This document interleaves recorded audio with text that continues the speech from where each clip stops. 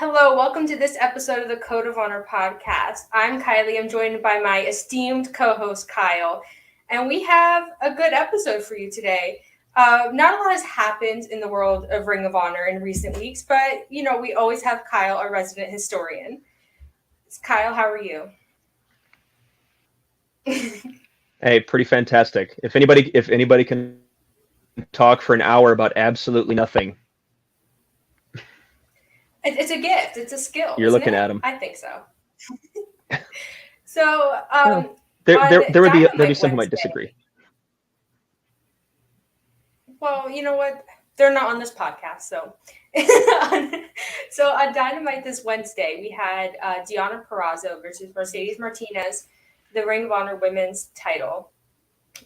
Mercedes was the interim champion. Deonna was, of course, the Ring of Honor Women's World Champion. This match was controversial for a few reasons. It didn't get a lot of time, and a lot of people disagreed with the results. So before I give my thoughts on it, I'm really curious, Kyle, what were your immediate impressions of this match?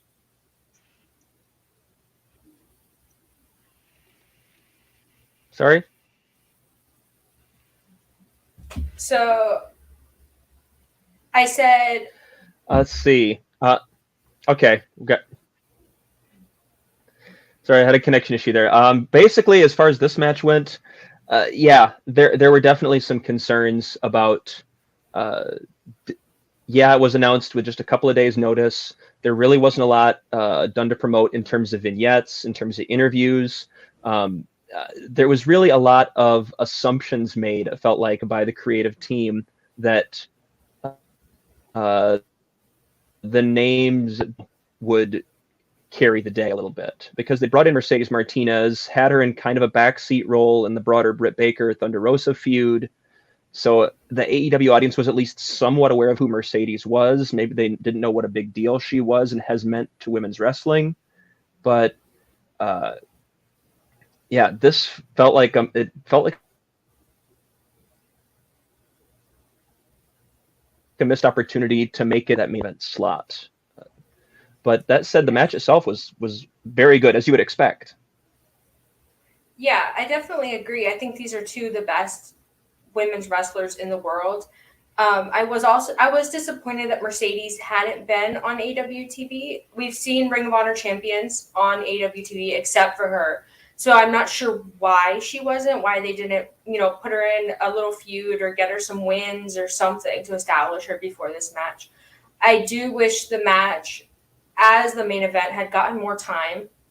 I would have liked to see them go 20 minutes, 25 minutes, but it is what it is. I really hope moving forward with the Ring of Honor women's division, we do see more high caliber matches like this, maybe some more dream matches. I think Mercedes needs to be elevated, though. 100%. If she's going to be the figurehead of your division, or at least for the time being, then you really need to do something to establish her on TV, especially in the absence of a ROH TV deal at this juncture. The best that you have going for you is exposure on AEW. You have an AEW women's division that is overflowing with women who are deserving of an opportunity to get that kind of exposure. And who knows how many of these women you're going to use to populate the Ring of Honor women's division moving forward. I know our producer Jameis definitely grabbed his fair share of AEW talent when we drafted about a week or two ago. But Mercedes is apparently going to be a thing. Willow Nightingale, I think, is going to be a huge deal. I really, I selfishly hope that she becomes a huge deal in Ring of Honor because that means we get to talk about her more. But she may be AEW bound. It's hard to say there. We can talk around in circles about what this division is going to look like. We don't know, but Yeah, I feel like in the absence of a TV deal, they need to put the champions on AWTV more And we've seen it with Wheeler Yuta. We've seen it, of course, this whole debacle with the television title. But we haven't seen the Ring of Honor World Championship on AWTV that much either. I just think Mercedes is too special a talent to not have her be a star for your revived promotion. I think they need to do more with her. And I agree with your point that they didn't do enough promotion for this Deonna match. I think Deonna Perazzo is a big star in wrestling. And I know her being in AEW is a big deal, her AEW debut. I don't know if we'll see her in AEW more. She's kind of been teasing the Britt Baker match. But I thought it was a decent match, and there was a lot of outrage about it with some valid points, I would say. But that's AEW, and that's AEW's women's division, and we could talk ad nauseum about AEW's women's division. But overall, I think it was a strong start. Sure. Well, and I know there was some feeling that Deonna, being an Impact contracted talent, there was definitely a feeling of it kind of felt like a formality that she was going to drop this title at the first available opportunity. Yeah. I know I personally researched a little bit, and the best I could find was that she had signed a 2-year deal with Impact in October of 2020, meaning that she could have potentially had just a couple months left on her deal and could have been bought out. If I'm Impact, there is no way on earth I let her get out the door. But the possibility existed, but that might have just been us trying to convince ourselves that this was not a slam dunk for Mercedes Martinez, which, good for her. She absolutely 100% deserves this opportunity that she's got now to run with the ball and be the face of this division. But you definitely couldn't shake the feeling that it was kind of a foregone conclusion. Yeah, I definitely agree. But at the same time, I feel like it's a little early to judge too harshly. I think a lot of the criticisms were a little dramatic and absurd, but that's just me. But in other Ring of Honor AEW multiverse news, apparently this Jay Lethal thing is still going. I was not into this angle on Rampage. What did you think? Jay Lethal's a talented professional wrestler. Samoa Joe is a talented professional wrestler. Samoa Joe is a talented talker. He could talk me into the building to watch him wrestle a broomstick. Because he delivers that believable intensity every time out. And the match is going to deliver. The feud is 100% going to deliver. I don't love the idea of Satnam Singh being involved here because it feels a little tacked on. That's no fault of Satnam Singh's. I don't know much of anything about him as a performer. I'm willing to give him the benefit of the doubt until it becomes blindingly obvious that that's not the case. But that said, Sanjay Dutt needs to stop yelling at me. Yes. Please. I know my hearing's going in my old age, but I stop. I definitely agree. And I do, of course, this angle and these guys, they're good wrestlers.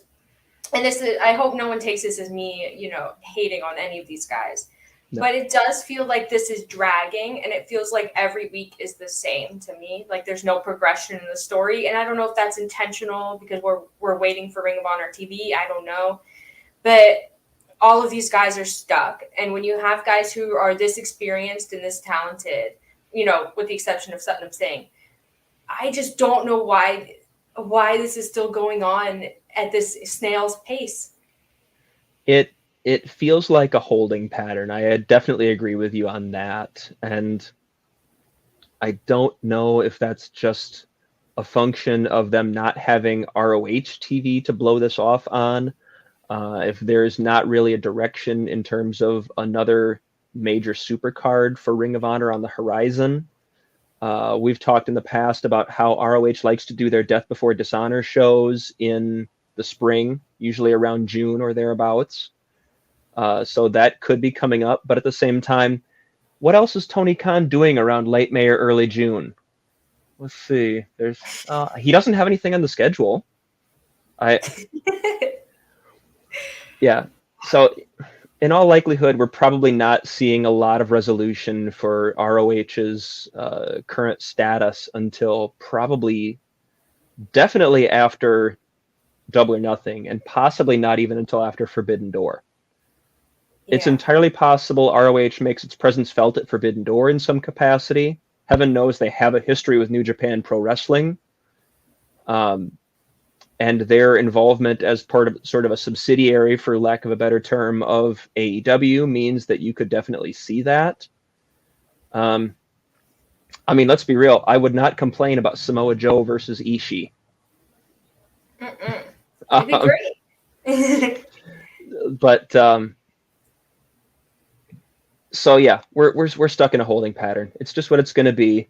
I will say that this could be the first major, well-built blow-off to Joe and Lethal's feud, which dates back quite a ways. Give us the history, historian.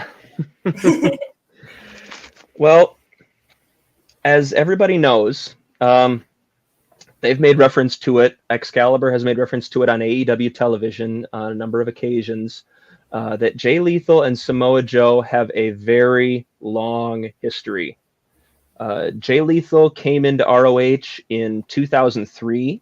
He had been working under the ring name Jay Lethal for Jersey All Pro Wrestling and a couple of other East Coast independents. When he came into ROH, it was part of the Raver Party Kids stable Special K under the ring name Hydro, where he worked almost exclusively in scramble matches, which Jay Lethal can fly. He doesn't mean tope suicida, but scramble matches are not where that guy shines. Yeah. But it wasn't until he got his opportunity at the first Survival of the Fittest in 2004, where he challenged CM Punk to a match. He and Punk went for 20 minutes, had an absolute lights-out contest, which was in a big way Jay Lethal's coming out party in Ring of Honor. It was shortly after this that Samoa Joe took Lethal under his wing, both on screen and off, for Ring of Honor, and suggested on screen that Lethal go back to his Jay Lethal ring name. So that happened. And it was at that point that they started teaming together as well in Ring of Honor. Their first match together was at the first Weekend of Thunder event, if we're talking about New Japan connections, when Jushin Thunder Liger first appeared in Ring of Honor in the fall in November of 2004. That was the first time that Joe and Lethal had actually teamed together. So they would team together for a few months. They would actually compete for the then vacant Ring of Honor Tag Team Championships at the Best of American Super Juniors tournament, also in early 2005 against BJ Whitmer and Jimmy Jacobs. Whitmer and Jacobs would win that match, but Lethal continued to move up the chain.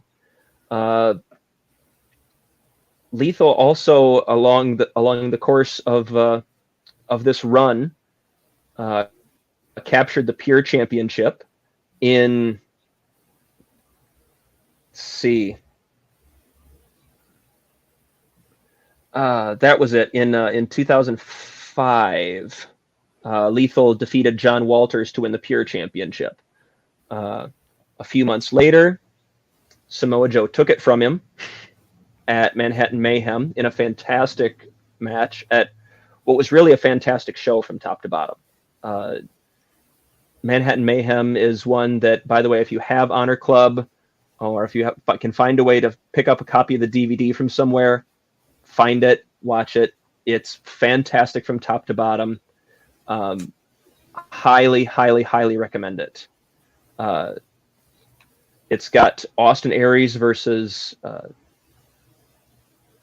Alex Shelley for the Ring of Honor World Championship. Homicide and Low Key versus Samoa Joe and Jay Lethal. Joe and Lethal for the Pure title.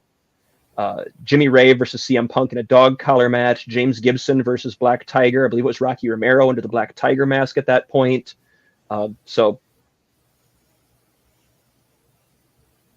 brief aside, check out that Manhattan Mayhem. It's a banger show from top to bottom. But that was where Joe took the Pure title from Lethal, which was, one wonders in retrospect if that didn't contribute a little bit to where the feud was going to go from there. Do you remember seeing any of this stuff as it happened, or in retrospect after the fact on Honor Club? Have you checked any of this stuff out yet, by the way, Kiley? Yeah, I saw a lot of this as it happened because I was one of the lucky few that had access to Ring of Honor at this time. When I was growing up, I was a really, really big Joe fan. I don't think that's a secret. I think I've talked about that before. And so for me, a lot of this stuff was like my story in wrestling. You know what I mean? Like, you have a story you really latch onto. The Joe Lethal saga really drew me in, which is part of the reason why I'm so upset with where it is today. But yes, I did see a lot of this. It's a classic, teacher and mentor kind of story. It's very much sees the young, hot new talent. The veteran takes him under his wing. The people eventually outshines the master. Eventually, and it's a tale as old as time. But when it's told well, it doesn't matter that it's been told 100 times before. If it's told well, it still works. There's a reason Shakespeare is still relevant all these years later. When the story's told well, it works, and you go along for the ride. Shortly after, it was at Manhattan Mayhem that Lethal lost the title to Joe. This was when the Rottweilers attacked in what was an impromptu main event. Homicide and Low Key. They took out Lethal with the Cop Killer top rope double stomp combination that in storyline really messed up Lethal's neck, putting him on the shelf for a month. It was around. So shortly after that, Lethal came back and feuded with Low Key, so the two kind of went their separate ways for a while. Lethal actually was one of CM Punk's challengers during the Summer of Punk. So just to sort of bring that story full circle, as Lethal's sort of coming up, party in the company was against Punk, and he got his shot to try to save the company from the scourge of CM Punk, and came up just short, but had another tremendous match. It was very clear for a long time, and this as well, that Lethal was being primed for big things in this company. That kind of got derailed when he signed with Impact, but then, but we roll with it. Shortly after that, he joined forces with Joe again, as the Low Key and Homicide feud continued. This culminated at Glory by Honor 4 when Lethal had a fight without honor with Low Key. But it was then that things started to change for Lethal. He and Joe lost a tag title match, or number one contenders match, for the tag titles to Austin Aries and Roderick Strong. And shortly after that, at Steel Cage Warfare, Lethal and Joe went on we're going to wrestle a so-called exhibition match. And like that phrase alone should perk your ears up that something's going to happen, because you don't go to pains to talk about how well, this is just a friendly competition, an exhibition. That no, if you've been watching wrestling at all in your life, you're aware something's going to happen.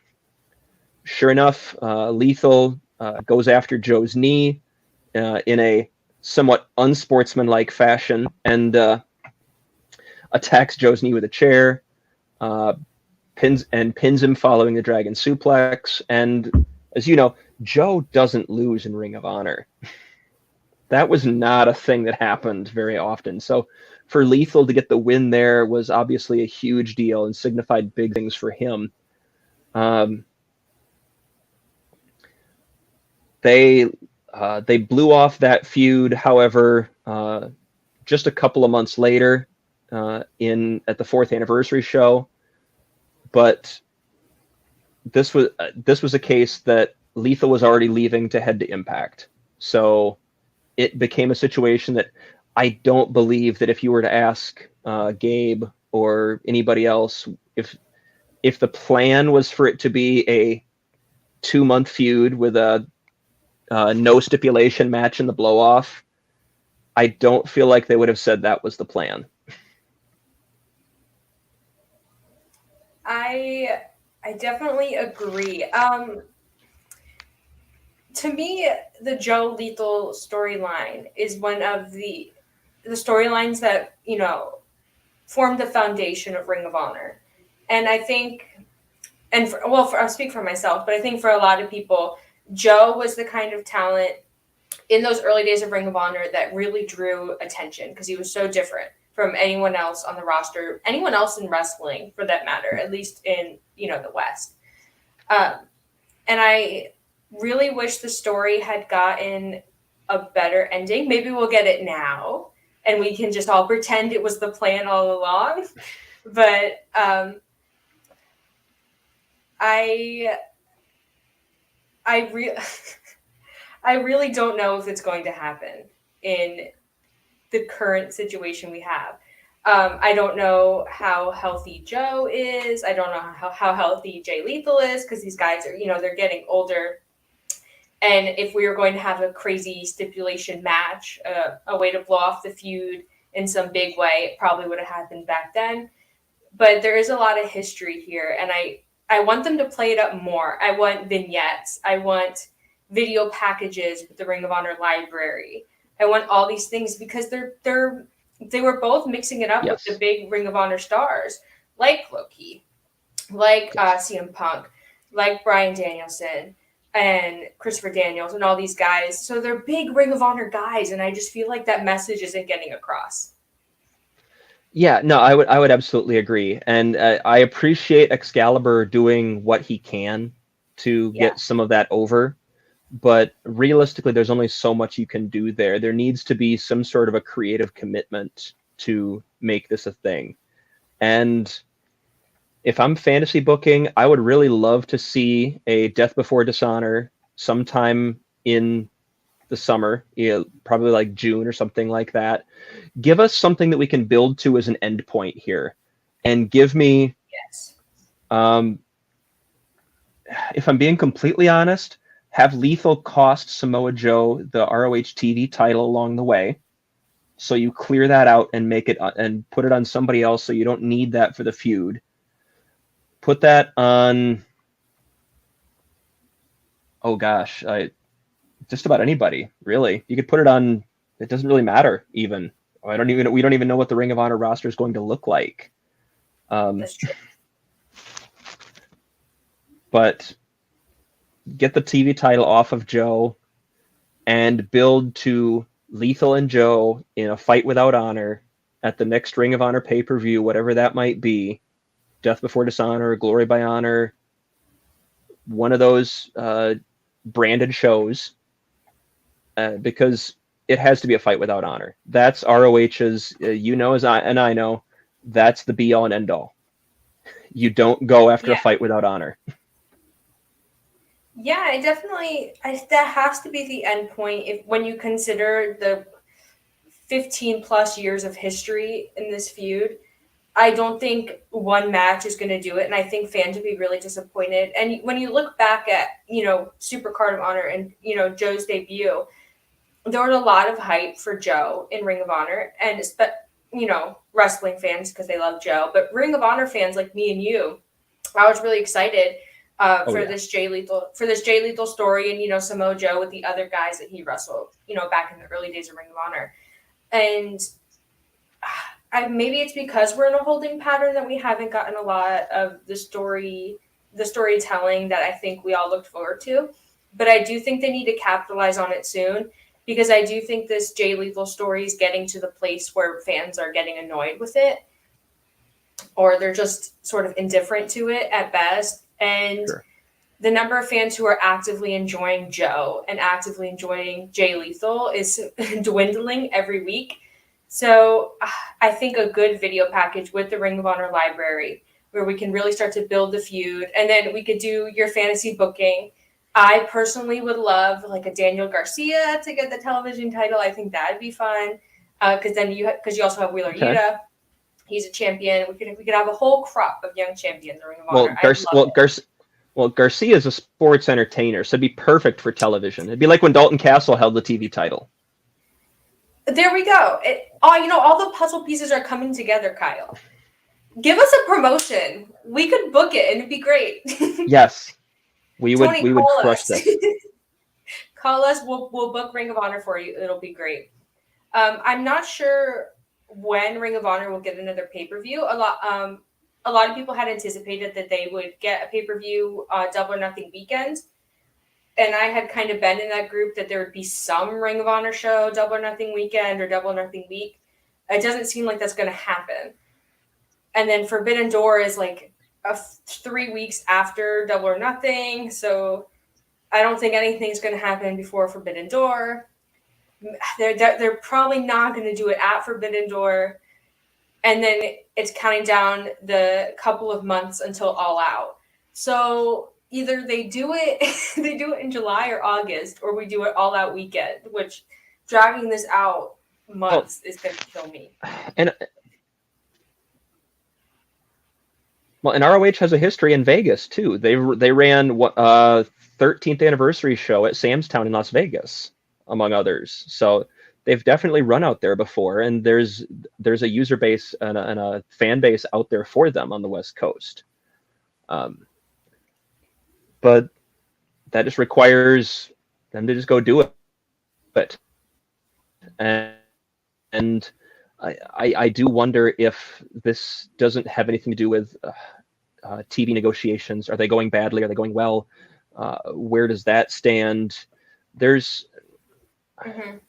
I try to tell myself that there's a lot of moving pieces, and we're not always privy to seeing those pieces. And that helps a little bit. Not much, but a little bit.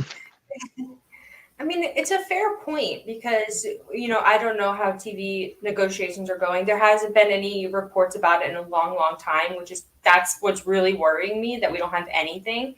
Part of me hopes that if a deal wasn't going to happen, they would have started putting it on YouTube, something on YouTube to keep the promotion alive. I think Tony Khan is a smart enough businessman that if a TV deal wasn't imminent, that he would have found a way to get it on YouTube. I do think that Ring of Honor, after Super Card of Honor and how popular the show was, how well it did on pay-per-view, all of that, I think they should do something Double or Nothing week. They could tack it on to Rampage. There's a Rampage in Vegas. Just do it before Rampage. You could film some stuff. You could put it on YouTube. It'll be great. But we're getting to the point now where Ring of Honor is like, we had this peak of this hype, and now it's fading very fast. And I'm worried about that, especially with the two big stories this week on AWTV. It was the Mercedes Martinez, Deonna Perazzo match, which of course we talked about. There's a lot of outrage. And then the Jay Lethal stuff, which not a lot of people are into. So people love Wheeler and Yuta, but we're not getting a lot of Wheeler and Yuta Ring of Honor stuff. We're not getting a lot of Jonathan Gresham. So it's like,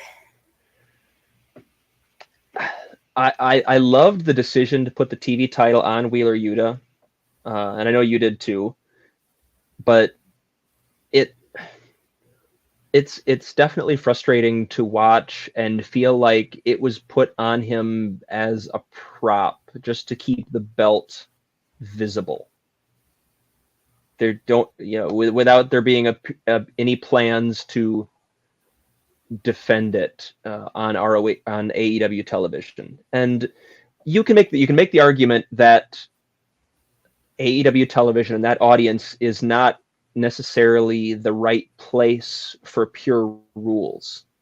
At this point, it's a very niche demonstration of the product, and it might not be something that would do well on AEW television. Maybe it would. We might be wrong. I don't know, but it would definitely be taking a chance to put a pure title match on there, especially given that they, putting 10, 15 minutes of very valuable TV time to what's essentially a gimmick match that a lot of people wouldn't necessarily get.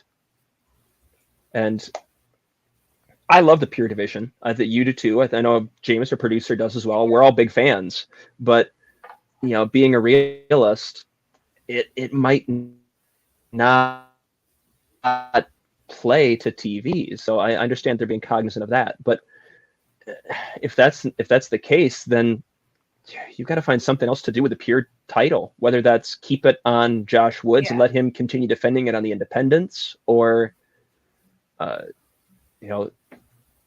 or give Wheeler Yuta opportunities to do that too. It wouldn't be hard for Regal to cut a promo or to put something over on commentary of, you've got that nice shiny belt now. I think it's about high time that you show everybody what that actually means. Yeah. Kind of thing. And away you go. And we've talked, there'd be no shortage of viable candidates against which to defend that title on AEW television. Mm-hmm. Yeah, I definitely Rhett think Titus is floating around. Yeah. There's a lot of people available, and I definitely think if anybody was going to get the Pure Rules gimmick over, it would be the Blackpool Combat Club, just because they're so believable as fighters. And I believe it was on Dynamite. They aired that video package, the Blackpool Combat video package, which was incredible. And it was Jon Moxley and William Regal and Bryan Danielson sort of sparring with Wheeler Yuta and teaching him grappling and all these things.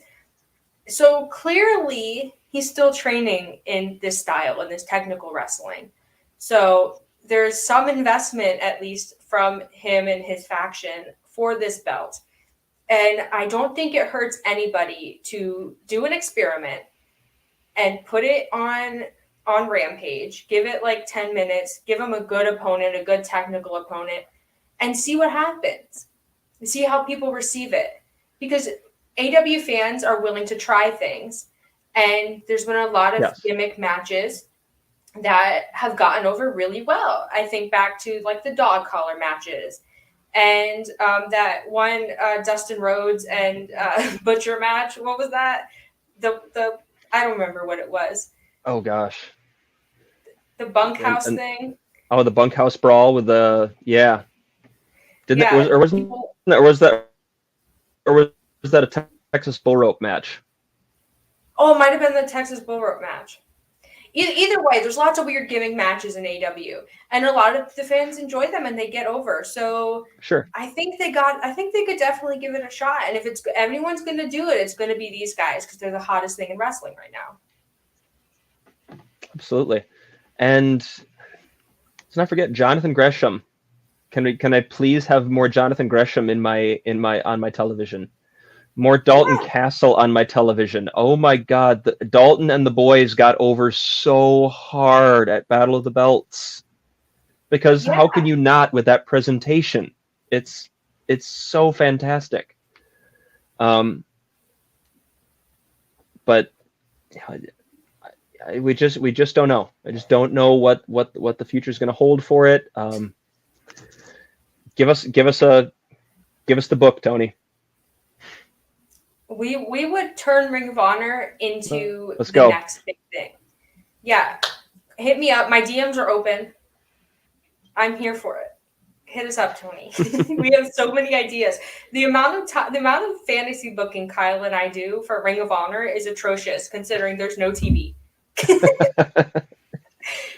Yeah, it's yeah, we could fill the time for you, I'm sure.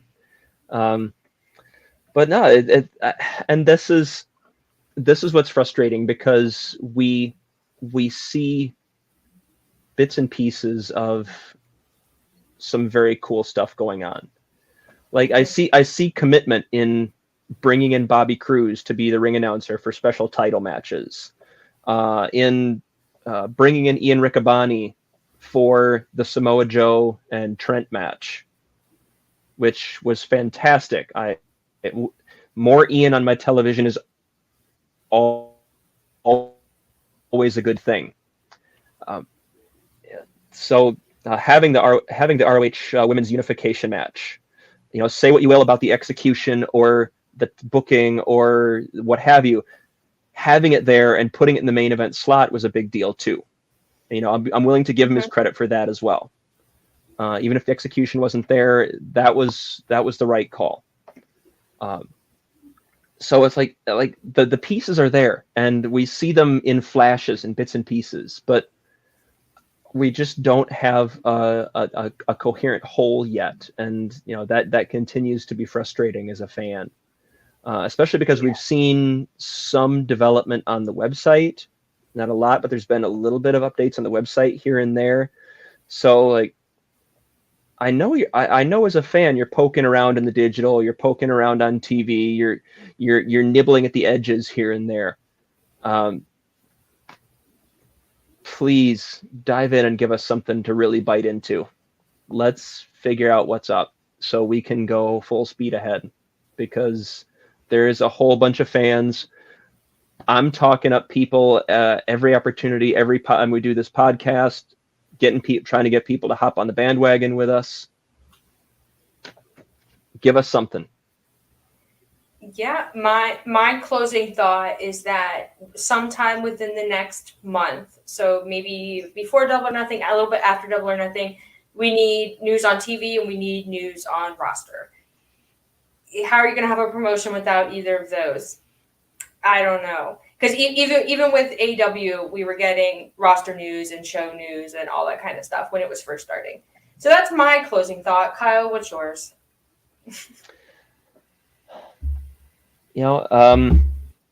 It's been a mixed bag. There's been some good, there's been some bad.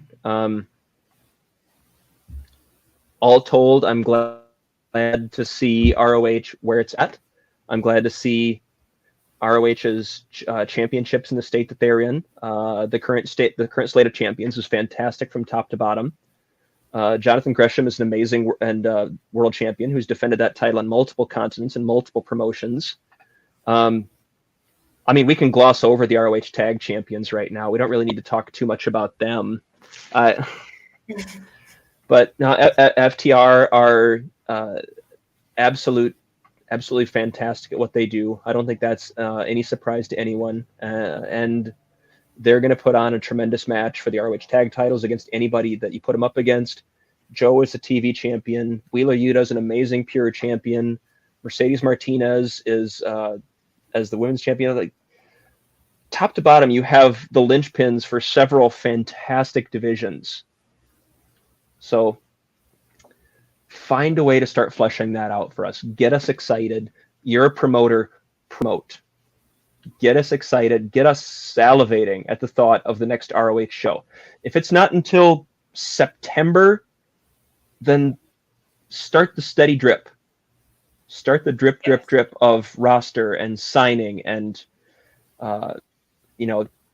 find a way to get us excited, get us in the door, because we'll be there either way. That's what we do. A lot of other fans might not be, because they're tired of waiting.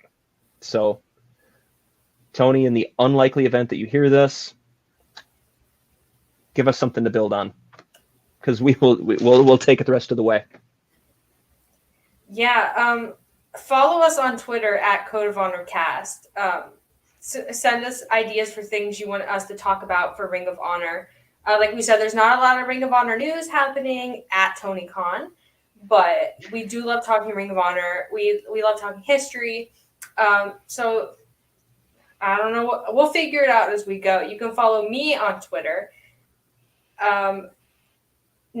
Do you want to? Oh, we can plug it really quick. We can. I don't know what we can I don't know what we can confirm about that yet.